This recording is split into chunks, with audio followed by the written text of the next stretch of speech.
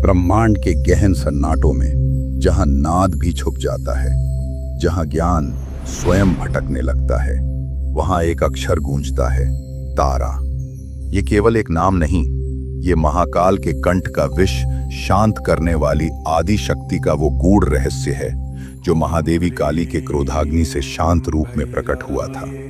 10 महाविद्याओं में दूसरा स्वरूप, मां के रूप में अवतरित द्वितीय महाशक्ति।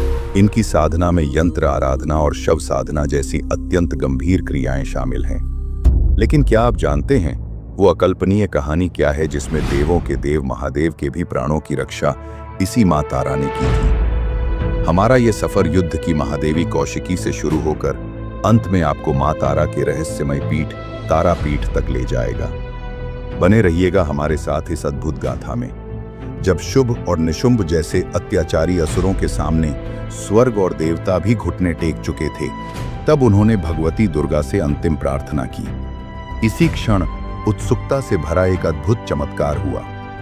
देवी दुर्गा के भीतर से एक तेजोमयी शक्ति बाहर निकली। वो थी देवी कौशिकी। उनका रूप इतना सुंदर, कोमल और प्रकाशमय था कि उसे देखकर असुरराज शुंभ तुरंत मोहित हो गया। शुंभ ने जब विवाह का संदेश भेजा, तब देवी ने एक अजीब शर्त रखी। यदि तुम मुझसे युद्ध में विजय प्राप्त कर लो तो मैं तुम्हारी हो जाऊंगी। क्रोध में अंधे हुए असुरों ने युद्ध छेड़ दिया। युद्ध भूमि में पहले आए 2 भयंकर सेनापति चंड और मुंड। जब इन दोनों ने देवी पर भीषण प्रहार किया, तब देवी कौशिकी का मुख असहनीय क्रोध से काला पड़ने लगा। उनके भ्रिकुटी के बीच से एक अकल्पनीय शक्ति का जन्म हुआ, महाकाली। उनका रूप ऐसा था कि उन्हें देखते ही अच्छे अच्छों के प्राण सूख जाएं। महाकाली ने पलक झपकते ही चंड और मुंड का वध कर दिया और तभी से उनका नाम पड़ा चामुंडा। अंत में शुंभ और निशुंभ स्वयं युद्ध में उतरे। भयावह संघर्ष के बाद देवी कौशिकी ने निशुंभ का वध किया और फिर शुंभ का भी संहार कर दिया। इस तरह देवी ने सत्य, धर्म और शक्ति की पुनः स्थापना की। शुंभ निशुंभ का वध होने के बाद देवताओं ने देवी कौशिकी के इस प्रकाशमय और ममतामयी रूप को अंबिका नाम दिया, जिसका अर्थ है मां स्वरूपिणी, ममता और शक्ति की देवी। लेकिन दोस्तों, युद्ध भले ही खत्म हो गया था, पर एक बड़ी समस्या अब भी बाकी थी। महाकाली के रूप में जो क्रोध और उग्र शक्ति जागृत हुई थी, उसकी प्रचंडता से पूरी सृष्टि असंतुलित हो रही थी। कोई उस अग्नि को शांत नहीं कर पा रहा था। तब महादेवी ने एक अविश्वसनीय कदम उठाया। उन्होंने अपनी ज्ञान शक्ति को अलग कर दिया। एक ऐसा रूप जो शांति, ज्ञान और अज्ञानता का नाश करने वाला था। यही रूप थी देवी तारा। मां तारा का रूप काली के समान नील वर्ण का होता है, लेकिन उनकी दृष्टि में शांत ज्ञान का असीम तेज होता है। जहां काली प्रलय का स्वरूप है, वहीं तारा रक्षा और उद्धार का स्वरूप है। वो नीले रंग में खड्ग और कपाल धारण किए एक शव पर विराजमान होती हैं। एक और प्राचीन और रहस्यमय कथा के अनुसार देवी तारा का एक रूप समुद्र मंथन के समय प्रकट हुआ था।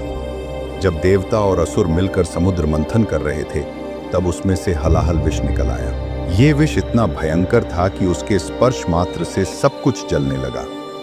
सृष्टि को बचाने के लिए भगवान शिव ने उस समस्त विष को पीकर अपने कंठ में धारण कर लिया। वे नीलकंठ कहलाए, लेकिन इस भयंकर विष से उनके शरीर में असहनीय जलन होने लगी। उनके अंग अंग से अग्नि निकलने लगी थी। देवता घबरा गए। तभी आदि शक्ति ने एक शीतल कृपामयी रूप धारण किया, जिसे तारा कहा गया। उन्होंने भगवान शिव को एक शिशु की तरह अपनी गोद में लिया और मां के रूप में अपने कोमल स्तनों से उनका मस्तक लगाकर स्नेहपूर्वक स्तनपान कराया। ये मातृत्व भरा स्पर्श इतना दिव्य था कि महादेव के शरीर में हो रही भयानक जलन तुरंत शांत हो धीरे कम होने लगा। यहीं से देवी तारा को रक्षा करने वाली मां उग्रता में शांति और अमृतमयी शक्ति के रूप में पूजा जाने लगा। ये कथा तांत्रिक परंपरा में अत्यधिक रहस्यमय मानी जाती है, क्योंकि इसमें देवी का रूप अद्भुत शक्ति और असीम ममता का संगम है। देवी तारा का सबसे प्रसिद्ध और जीवंत तांत्रिक केंद्र है तारापीठ, जो पश्चिम बंगाल के बीरभूम जिले में स्थित है। गूढ़ जानकारी। लोक मान्यताओं के अनुसार ये वो पवित्र स्थान है जहां देवी सती का नेत्र गिरा था। इसीलिए इसे तारापीठ कहा गया, जहां देवी तारा दृष्टि के रूप में विराजमान है। ये माना जाता है कि तारापीठ के रहस्यमय महाश्मशान में रात के सन्नाटे में देवी तारा स्वयं साधक के सामने मां के रूप में प्रकट होती हैं। ये श्मशान केवल मृत्यु का स्थान नहीं, बल्कि एक जीवित श्मशान कहलाता है, जो मृत्यु और मोक्ष के बीच का गुप्त द्वार खोलता है। इसी तारापीठ में बामा खेपा जैसे महान तांत्रिकों ने साधना की, जिन्होंने अपनी भक्ति और समर्पण से देवी तारा के जीवंत दर्शन प्राप्त किए। यहाँ की एक और रहस्य से भरी और विवादास्पद प्रथा है रक्त भोग की। ये रक्त रंग का भोग देवी के उग्र, क्रोधित रूप को शांत कर उनके कृपालु रूप को जागृत करता है। ये मान्यता है कि अमावस्या की रातों में ये भोग अर्पित करने से देवी और भक्त के बीच एक सीधा, शक्तिशाली संबंध स्थापित होता है।